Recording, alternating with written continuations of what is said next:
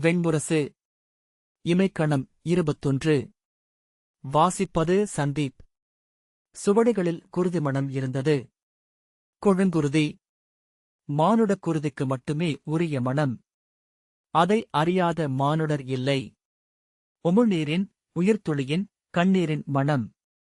சுவையின், காமத்தின், துயரின் மணம். ஒவ்வொரு சுவடியும் எனக்கு எனக்கு என வீறிட்டது.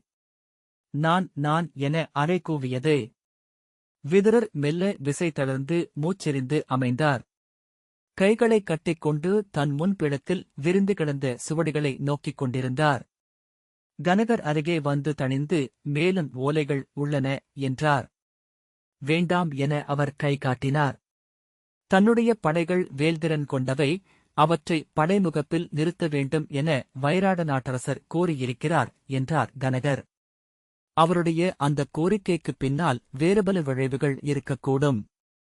அதை நாம் இப்போது ஒப்ப முடியாது. முடிவெடுக்க வேண்டியவர் பிதாமகரான பீஷ்மர். நாம் ஓலைகளை அவரிடம் அனுப்பலாம். விதுரர் தலையசைத்தார். கனகர் மேலும் குனிந்து, பேரரசி நோயுற்றிருக்கிறார். நேற்று முதல் தன்னினைவே இல்லை. மருத்துவர் எழுவர் சென்று நோக்கி ஓலை அனுப்பியிருக்கிறார்கள் என்றார். விதுரர் அதற்கும் கையசைத்தார். மெல்ல அசைந்தமர்ந்தபோது கூர்முனையால் குத்தப்பட்டது போல அந்நினை விழுந்தது. திடுக்கிட்டு எழுந்து கொண்டு, நான் கிளம்புகிறேன் என்றார். கனகர் சற்று திடுக்கிட்டு, தேர் என சொல்லத் தொடங்குவதற்குள் வாயிலுக்குச் சென்று, தேர் எங்கே? தேர் என்று கூவினார். ஏவலன் ஓடிவந்து, ஒருங்கியிருக்கிறது அமைச்சரே என்றான். விலகு என அவரிடம் சீறிவிட்டு முற்றம் நோக்கி விரைந்தார். செல்க என்று கூவினார். தேரில் அதன் பின்னரே ஏறிக்கொண்டார்.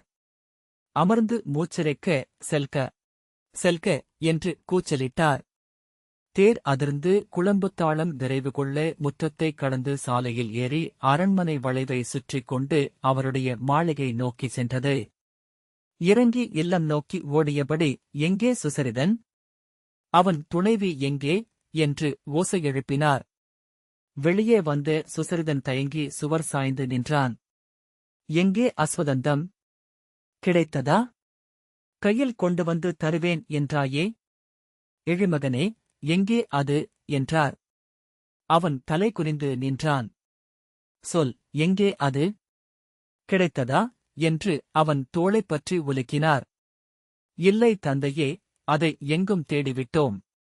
ஆனால் அது இங்குதான் உள்ளது. இந்த இல்லம் விட்டு சென்றிருக்க வாய்ப்பே இல்லை. விதுரர் இகழ்ச்சியுடன் முகம் கோணச் சிரித்து, அது எங்கிருக்கிறதென்று உனக்கு தெரியாதா? நீயும் இணைந்து செய்த திருட்டு இது என்றார். சுசரிதன் துயருடன், தந்தையே என்றான். பேசாதே. என்ன செய்வதென்று நான் அறிவேன். ஓலை சென்று விட்டதா? அவன் உடனடியாக திரும்பி வரவேண்டும். இல்லையேல் துவாரகை நோக்கி படைகள் செல்லும் என்றார். மூத்தவர் அருகே மதுராவில்தான் இருக்கிறார். நீங்கள் சொன்னதுமே ஓலை சென்று விட்டது. இந்நேரம் வந்து கொண்டிருப்பார். இன்று மாலைக்குள் அவர் நகர் நுழைவார் என்றான் சுசரிதன். மூடா மூடா, நான் சொல்கிறேன் கேட்டுக்கொள். அவன் வரமாட்டான். உன் ஓலை கிடைத்ததுமே கிளம்பி துவாரகைக்கு செல்வான். சாம்பனின் படைகள் நடுவே மூழ்கி மறைந்து கொள்வான். நம் படைகளை அனுப்பினால் அந்த அருமனையை சாம்பனுக்கே அளித்து அடிபணிந்து பாதுகாப்பு கோருவான். ஆம், அது ஓர் உத்தி. ஆனால் அது உங்களுடைய வழி என்றான் சுசரிதன். என்ன சொல்கிறாய்? கீழ்மகனே, என்ன சொல்கிறாய்? என விதுரர் கையோங்கியபடி அவனை அடிக்கச் சென்றார். அவன் விழிநிலைக்க நோக்கி, எங்களை தண்டிக்கும் பொருட்டு அருமணியை அஸ்தினபுரியின் அரசர் துரியோதனரிடம் கொடுப்பதாக நீங்கள்தான் சொன்னீர்கள் என்றான். அவர் அவன் கன்னத்தில் ஓங்கி அறைந்தார். அவன் தாடை எலும்பில் பட்டு அவர் கை வலி எடுத்தது.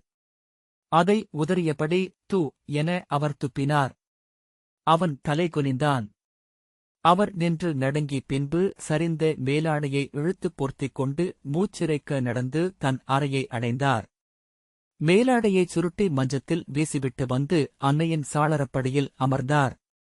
களைப்புடன் விழி மூடிக்கொண்டு நரம்புகளின் துடிப்பை கேட்டார்.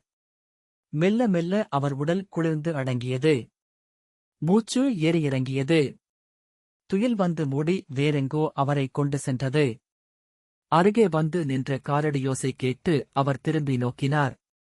முது மருத்துவர் தலைவணங்கி 3 நாட்களாக காய்ச்சல் இருக்கிறது, அமைச்சரே. ஒவ்வொரு நாளும் அது கனன்று கொண்டே செல்கிறது. முதல் நாளிலேயே உள்காய்ச்சல் என்று தெரிந்து கொண்டேன். இப்போது உடலெங்கும் அனல் பரவிவிட்டது. மருந்துகள் எதையும் உடல் ஏற்கவில்லை. மருத்துவம் சென்று நின்றுவிட வேண்டிய எல்லை ஒன்றுள்ளது. அதை நாங்கள் உணர்ந்துவிட்டோம் என்றார். அவர் தலையசைத்தார். தங்களை பார்க்க விழைகிறார்கள் என்றார் மருத்துவர். அவர் எழுந்து அவரைத் தொடர்ந்து நடந்து சிற்றறைக்குள் சென்றார். சிறிய பீடம் மீது விரிக்கப்பட்ட மரவுரியில் சுருதை படுத்திருந்தாள். அவர் சுருதையின் பீடத்தருகே அமர்ந்து முழங்கையைத் தொடையில் ஊன்றி குனிந்து அவள் முகத்தை பார்த்தார். காய்ச்சலினால் அவள் முகத்தின் தோல் சருகு போல் உலர்ந்திருந்தது. உதடுகள் காய்ந்த புண் போல சற்றே குவிந்திருக்க மூக்கு எலும்பு புடைப்புடன் எழுந்து தெரிந்தது. மூடிய இமைகளுக்குள் விழிகள் அதிர்ந்து கொண்டிருந்தன. ஆனால் மிக இளமையாக இருந்தாள். ஒவ்வொரு நாளும் நோயினூடாக இளமையை சென்றடைந்து விட்டாளா? கரிய தலைமுடிச்சுருள்கள் அவிழ்ந்து தலையணை மேல் பரவியிருந்தது.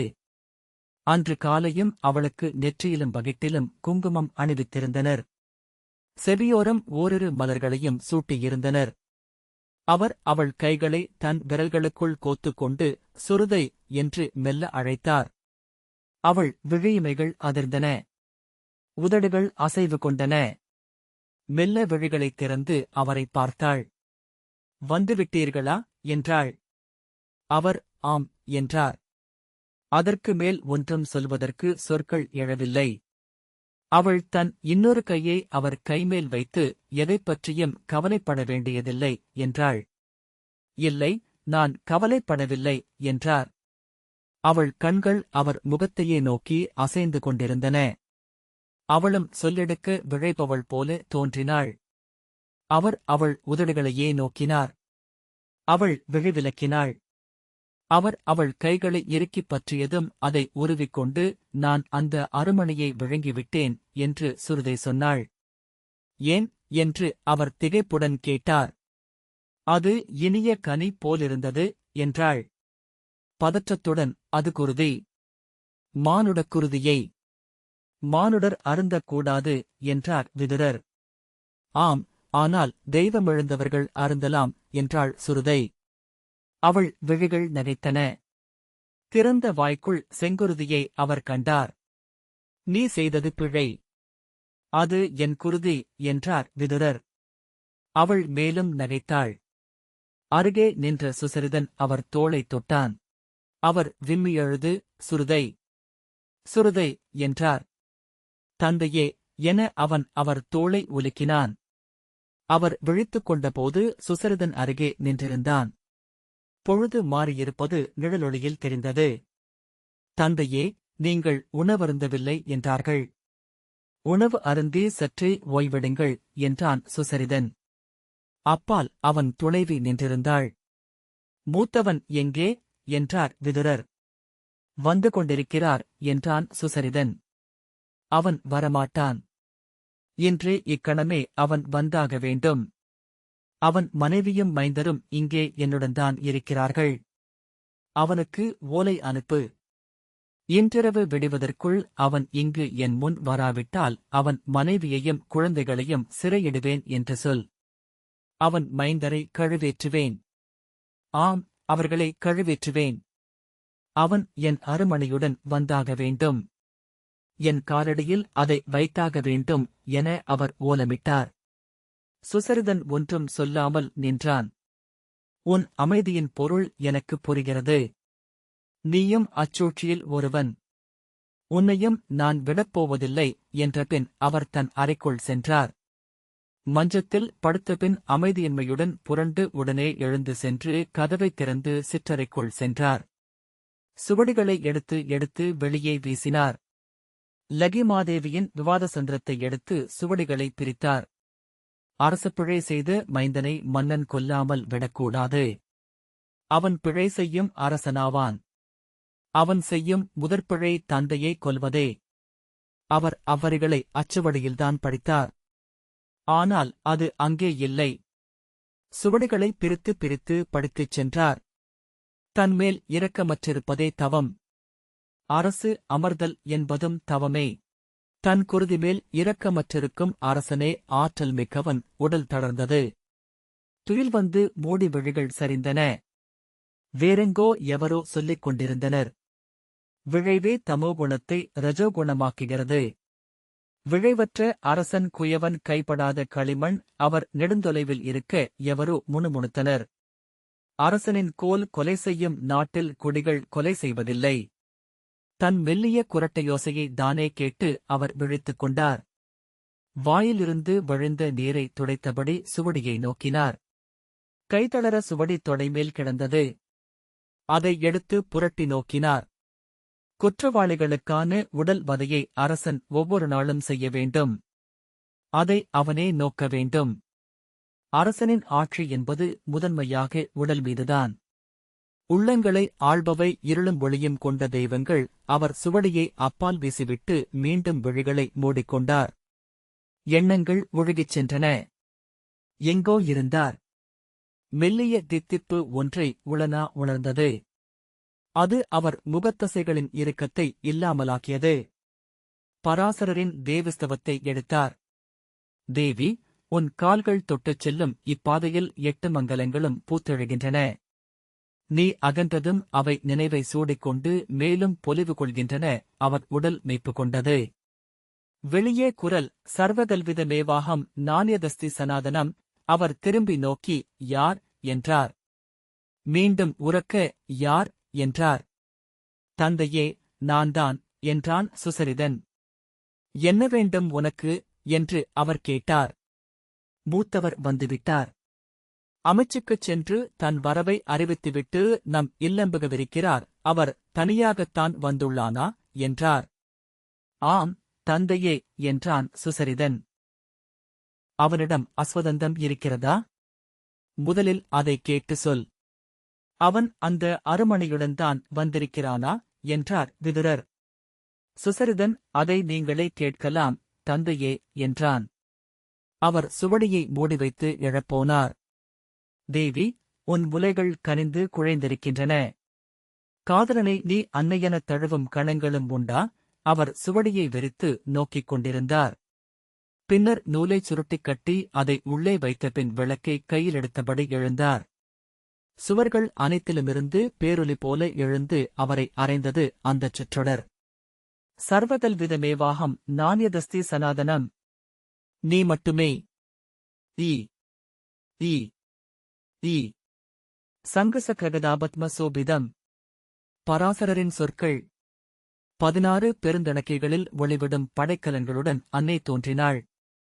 ரதி, பூதி, புத்தி, மதி, கீர்த்தி, திருதி, ஸ்மிருதி, சிரத்தை, மேதா, ஸ்வாதா, ஸ்வாகா, க்ஷுதா, நித்ரா, தயா, கதி, துஷ்டி, புஷ்டி, க்ஷமா, லஜ்ஜா, ஜ்ரும்பா, தந்திரி என்னும் 21 சக்தி வடிவங்கள் விண்ணிலெழுந்தன.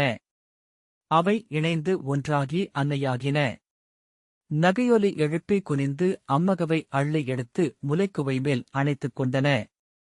சர்வகல்விதமேவாகம், சர்வகல்விதமேவாகம், சர்வகல்விதமேவாகம். நீ மட்டுமே. ஈ ஈ ஈ அவர் கதவைத் திறந்து அறைக்குள் இருந்த வெளிச்சத்திற்கு கூசிய கண்ணை மூடிக்கொண்டார். கால் தடுக்க கையிலிருந்து அகல்சுடர் சரிந்தது. அதனை அணைக்க அதன் மேல் மரவுரியை எடுத்துப் போட்டார். அனல் அதை உண்டு புகை எழுப்பியது. சுசரிதன் உள்ளே வந்து, என்ன இது என்றான். அனலை நோக்கியதும் குனிந்து அதை அணைக்கத் தொடங்கினான். அவர் மெல்ல நடந்து சென்று அன்னையின் சாளரக்கட்டையில் அமர்ந்தார். சர்வகல்விதமேவாகம் நானியதஸ்தி சனாதனம். சர்வகல்விதமேவாகம். சுபோத்யன் அவர் முன் வந்து நின்றபோது அவர் அவனை சுசரிதன் என்று நினைத்து, எங்கே அவன்? வந்துவிட்டானா? இல்லை, ஒளிந்து கொண்டானா என்றார். சுபோத்யன், தந்தையே, நான் சுபோத்யன். தங்கள் அழைப்பின் பேரில் வந்தேன் என்றான். அதைக் கேட்டதும் அவர் சித்தம் சொல்லின்றி உறைந்தது. வாய் திறந்திருக்க, விழிகள் வெறிக்க வெறுமனே அவனை நோக்கினார். அவன் மீண்டும், தங்கள் அழைப்பின் பேரில் வந்திருக்கிறேன், தந்தையே, என்றான். ஆம், என்றார் விதுரர். உடனே சினம் எழுந்து உடலை உதறச் செய்ய கை நீட்டி, கீழ்மகனே, என் அருமணியை நீ எப்படி எடுத்துக்கொண்டாய்? திருடத் தொடங்கிவிட்டாயா? எங்கே அது? என்று கூவினார். சுபோத்யன் ஏற்கனவே அனைத்தையும் சுசரிதனிடமிருந்து கேள்விப்பட்டிருந்தான். தந்தையே, நான் அந்த அருமணியை எடுக்கவில்லை. அதை பார்த்தே நெடுநாட்களாகின்றன, என்றான். பொய் சொல்லாதே. பொய் சொல்லி மேலும் கீழ்மை தேடாதே. சொல், எங்கே அது? அதை நீ என்ன செய்வாய் என எனக்குத் தெரியும். அதை வைத்து நீ யாதவபுரியில் ஒரு நிலத்தை விலை பேசுவாய். அதைக் கொண்டு நீயும் அரசனே என்று தருக்குவாய். அது உன்னுடையதல்ல, அது என் குடியை சேர்ந்தது. தொல்புகள் கொண்ட அஸ்தினபுரியின் அரசர்களுக்குரியது. மாமன்னர் பாண்டவால் எனக்கு அளிக்கப்பட்டது. எளிய யாதவ குடிகள் அதைத் தொட நான் ஒருபோதும் ஒப்ப மாட்டேன், என்றார் விதுரர். சுபோத்யன் சினங்கொள்ளலாகாதென தனக்கே ஆணையிட்டுக் கொண்டிருந்தான். தந்தையே, தாங்கள் அளித்தாலொழிய அந்த அருமணிக்கு எந்த மதிப்பும் இல்லை என நான் அறிவேன். ஆம், அதை நான் விழைகிறேன். அதை நீங்கள் எனக்கு அளிப்பதற்காக காத்திருக்கிறேன். ஆனால் அதை நான் எடுக்கவில்லை, என்றான். அவர் அவன் கன்னத்தில் ஓங்கி அறைந்து, உன்னை கழுவேற்றுவேன். உன் குடியையே முற்றழிப்பேன். எங்கே அது? இப்போதே எனக்கு அதை அளித்தால் நீ உயிர் பிழைப்பாய். உன் குடி என்றும், என்றார். தந்தையே, நெறிநூல்களைக் கற்றவர் நீங்கள். குற்றம் சாட்டுபவர்தான் சான்றுகளை அளிக்க வேண்டுமென அறியாதவரல்ல, என்றான் சுபோத்யன். அரசன் குற்றம் சாட்டினால் நெறிகளை நோக்க வேண்டியதில்லை. ஒவ்வாதவன் யாராயினும் அகற்றலாம் என்கின்றது நெறிநூல், என்று விதுரர் கூவினார். லகிமாதேவியின் நூல், என்றான் சுபோத்யன். ஆம், அதுவே என் நெறிநூல். நான் உன்னை அரச வஞ்சகன் என துரியோதனனிடம் சொல்வேன். ஏன் சொல்ல வேண்டும்? உன்னை கழுவிலேற்ற நான் எவரிடமும் கேட்க வேண்டியதில்லை. நீ சூதன், க்ஷத்ரியனல்ல, என்றார் விதுரர். சரி, அவ்வண்ணமென்றால் அதை செய்யுங்கள், என்றபடி சுபோத்யன் திரும்பினான்.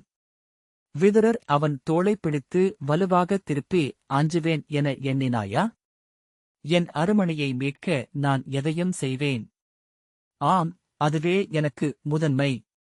உறவும் குருதியும் ஒன்றுமல்ல, இப்புவியில் இனி அதுவே எனக்கு எச்சம், என்றார்.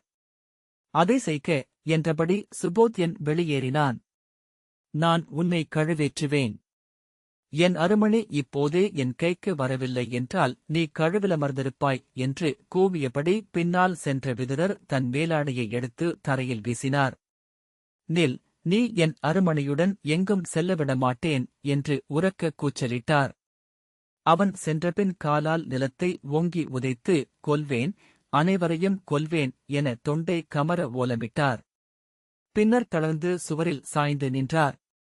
கண்களுக்குள் குமிழிகளாக குருதியின் சுழிகளைக் கண்டார். மீண்டும் அச்சத்தின் அலை போல, கீழே விழுந்து கொண்டே இருக்கும் உணர்வு போல அருமணியின் நினைவழ வெளியே ஓடி அங்கே நின்றிருந்த காவலனிடம், அரண்மனைக்கு செல். உடனே கனகரை வரச் சொல். என் இரு மைந்தரும் இப்போதே மறிக்கப்பட வேண்டும். அவர்களை சிறையிலடைத்த பின் என்னை வந்து பார்க்கச் சொல், என்றார். அவன் கண்களில் திகைப்புடன், அவ்வாறே, என்றான். அவன் சென்ற பின்னர் தேரை நோக்கிச் சென்று ஏறிக்கொண்டு இருக்கையில் தளர்ந்து அமர்ந்தார். கோட்டை முகப்பு, என்றார். தேர் கிளம்பி இளங்காற்று வந்து முகத்திலறைந்தபோது, ஆம், அங்குதான் என தனக்குத்தானே சொல்லிக் கொண்டார். கோட்டை முகப்பு வரை முகத்தை கைகளில் தாங்கி விழிமூடி அமர்ந்திருந்தார். தேர் நின்று பாகன், வந்துவிட்டோம் என்றதும் விழுதிறந்து நேர்முன் எழுந்து நின்றிருந்த கைவிடுபடைகளின் முற்றறிவை நோக்கினார். ஒவ்வொரு கூரும் ஒளி கொண்டிருந்தது. குருதி உண்பதற்கான விடாயே ஒளி என்றானது போல்.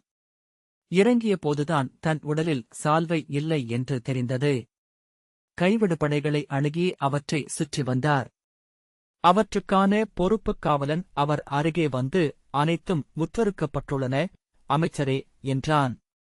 காந்தாரப் படைகளின் அணிவகுப்பு முடிந்ததா என்று அவர் கேட்டார்.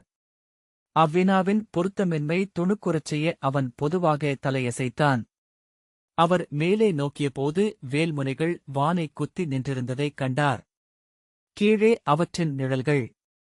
ஒவ்வொரு நிழலாக அவர் மேல் விழுந்து வருடி அகல மெல்ல அவற்றின் கீழே நடந்தார். கூர்நிழலின் தொடுகை உடல் சிலிர்க்கச் செய்தது. அப்பால் புரவியில் கனகர் வருவது தெரிந்தது. புரவியிலிருந்து இறங்கி அவரை அணுகி வந்து வணங்கி, ஆணை பெற்றேன், அவர்களை சிறையிட்டுவிட்டு வருகிறேன் என்றார். ஆம், அவர்கள் உண்மை சொல்ல மறுக்கிறார்கள் என்றார்.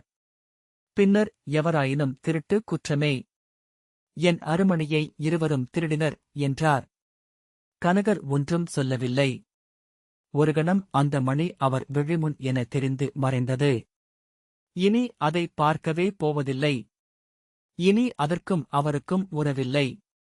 சீற்றத்துடன் திரும்பி, அவர்கள் இருவரையும் தலைக்குய்தெறிய ஆணையிடுகிறேன் என்றார். கனகர், அமைச்சரே என்றார்.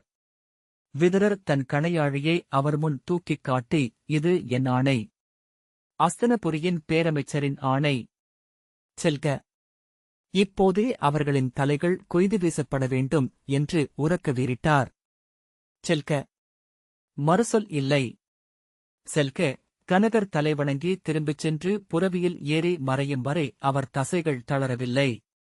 பின்னர் களைப்புடன் நடந்து கைவிடுபடைகளை நோக்கியபடி சுற்றி வந்தார். உடன் வந்த காவலனை விலகிச் செல்லும்படி கை காட்டினார். உடலெங்கும் களைப்பு பரவியிருந்தது. படைக்கலங்கள் பேணும் 4 கட்டடங்கள் நின்றன. அதற்கப்பால் ஒரு சிற்றறை. அதன் கதவு திறந்திருந்தது. அதன் முன் அவர் நின்று நோக்கினார். உள்ளே எவரோ இருப்பது போலிருந்தது. இருளசைவென ஒன்று தெரிந்தது. அணுகி அதற்குள் நோக்கினார். எவருமில்லை என விழசொன்னாலும் எவரையோ உணர்வுகள் அறிந்தன. மெல்ல உள்ளே சென்றார். சிறிய அறை அது. உடைந்த செங்கல் படிக்கட்டுகள் இறங்கிச் சென்று ஆழமான குழி போன்ற அறையை அடைந்தன. அங்கே கைவிடுபடைகளுக்குரிய துருப்பிடித்து அம்புகள் குவிந்திருந்தன. அங்கே இருளில் ஒருவர் நிற்பது தெரிந்தது. யார் என்றார். ஓசையில்லை எனக் கண்டு மேலும் உரக்க, யார் என்றார். இறங்கிச் சென்றபோது படிகள் சற்று பெயர்ந்தன. கீழே சென்றபோது அங்கு எவருமில்லை என தெரிந்தது. மேலே நின்றிருந்த போது விழுந்த தன் நிழல் போலும் அது. திரும்பிவிடலாமென்று எண்ணி படியில் ஏறினார். என்ன பித்து இது என்னும் எண்ணம் வந்தது. இதை ஏன் செய்தேன்? இதைவிட பெரிதொன்றை செய்திருக்கிறேன். அக்கணம் அலையலையென அனைத்தும் விரிந்து அவரை சூழ்ந்தது. உடல் துள்ளித்துடிக்க அவர் செங்கல் படிகளில் ஏறினார். இந்நேரம் கனகர் சென்று விட்டிருப்பார். அவரை நிறுத்த வேண்டும். காவலரிடம் செய்தி புறா இருக்கும். இல்லை, அது செல்ல பொழுதாகும். ஆணை முரசு ஒலிக்கட்டும். முரசு மேடை அருகேதான். அங்கே செல்ல எவ்வளவு பொழுதாகும்? படிக்கட்டின் செங்கல் ஒன்று பெயர்ந்து அவரை நிலைபெறச் செய்தது. கைநீட்டி சுவரைப் பற்ற முயன்றபோது அது அவரை சரிக்க தள்ளாடி கீழே ஈரத்தரையில் செத்தைச் சரிவுகள் மேல் விழுந்தார். முனகியபடி திரும்பி எழுந்தபோது அவருடைய உடல் பட்டு நாட்டப்பட்டிருந்த மூங்கில் தூண் ஒன்று சரிந்தது. யாரங்கே? காவலர்களே என்று கூவினார். அவருடைய ஓசை மேலெழவில்லை. மேலே திறந்திருந்த கதவு காற்றிலறைப்பட்டதென மூடிக்கொண்டது. அதற்கப்பால் தாழ்விழும் ஓசையை அவர் கேட்டார். இந்த வாசிப்பை கேட்டதற்கு நன்றி.